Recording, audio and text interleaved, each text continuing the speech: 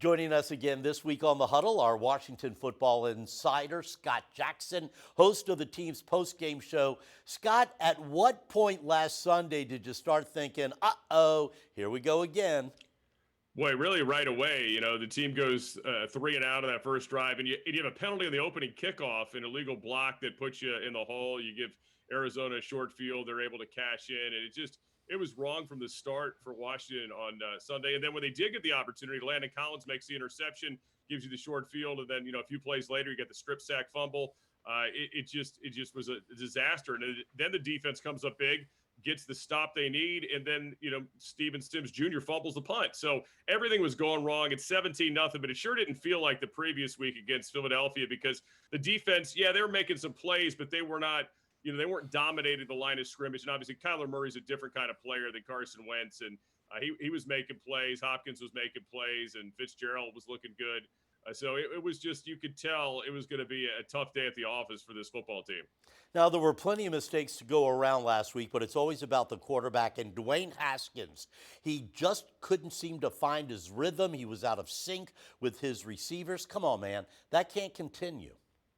No, look, the easy thing to say is they just got to start faster, right? It's easier said than done, but they have to. They can't play from behind every week. The offense is not there yet. The encouraging sign, if you want to look for the positives, was the fourth quarter when they did need to score quickly. They scored quickly on 2 drives, but it was too little too late at that point.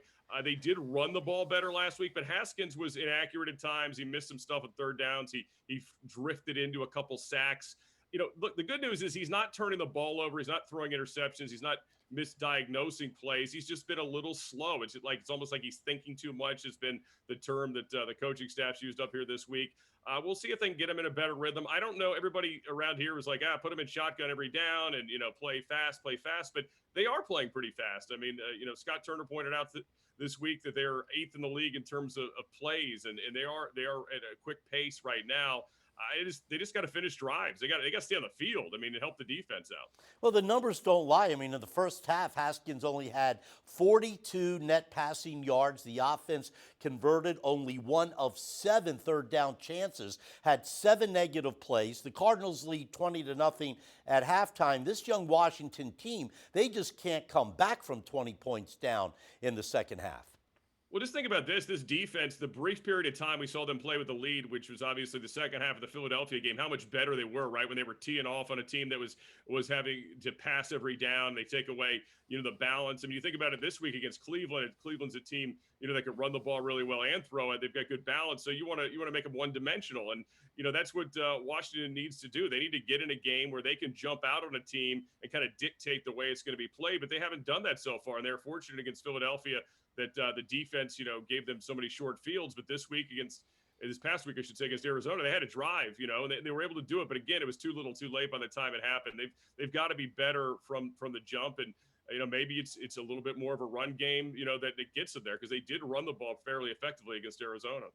And it wasn't all Haskins. I mean, the offensive line allowed 4 sacks, and they lost their best player, guard Brandon Sheriff. That didn't help. Anything new on Brandon's condition, and is he really worth $15 million a year if he keeps going on IR every season?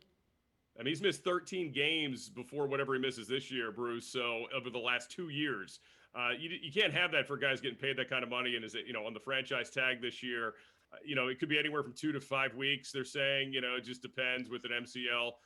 We'll see. But, it's certainly a tough blow to them. But let's be honest. I mean, Brandon was part of the problem this past game. He gives up the strip sack. That's his guy. He gets beat. He gets spun around by Phillips. And then, of course, Chandler Jones ends up recovering the fumble. That was a huge play. At that point, it's only a 7-0 game. If Washington can just bare minimum get 3 points there at 7-3 early in that game, then you're feeling a heck of a lot better about yourself and you don't feel as desperate. So that was a big play. But, yeah, they would rather have Brandon than not have him.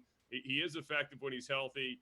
Schweitzer did some okay things out there. They signed him in the offseason to play the other guard position, or at least battle for that. He didn't obviously win that job. Wes Martin did. So we'll see what he has, this week when he gets a full week of practice to get ready for the game. And they've got to be better. They got to run the ball.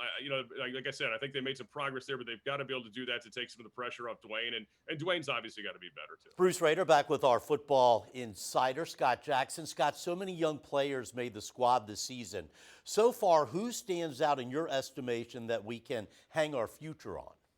Well, certainly Chase Young, to be Captain Obvious, is the guy, right? He's as good as advertised, the second overall pick. He's been great at sacks in both games, pressures. He's constantly a disruptor when he's on the field. The other team's offensive line has to know where he is at all times, and quarterback as well. Offensively, look, Antonio Gibson, who got this job very late in the process, they let Adrian Peterson go. He's not played a lot of running back in his career at Memphis. I think he showed a lot of good things in week 2. He improved a lot. He still needs to be a little bit more patient. He kind of has a tendency to run up on his linemen. And I'll pick a guy late in the draft. How about Cam Curl, the safety, who's played a lot of the nickel and dime packages, and he's been a terrific tackler and a guy that has really shown out defensively in that secondary in the times that he's been on the field. All right, Scott, your final thoughts on how you think Washington will stack up against the Browns on Sunday. I think this is a team they can compete and beat, but they've got to be better from the start. We talked about it early in the show. They can't get off to a lousy, slow start, can't get into a 17-0 hole, or Cleveland will be able to pound the rock, and it'll be a long day for Washington. They've got to be able to get up early and be in this game early, and I think the defense can turn Baker Mayfield over and help this offense, and I think they can get a win.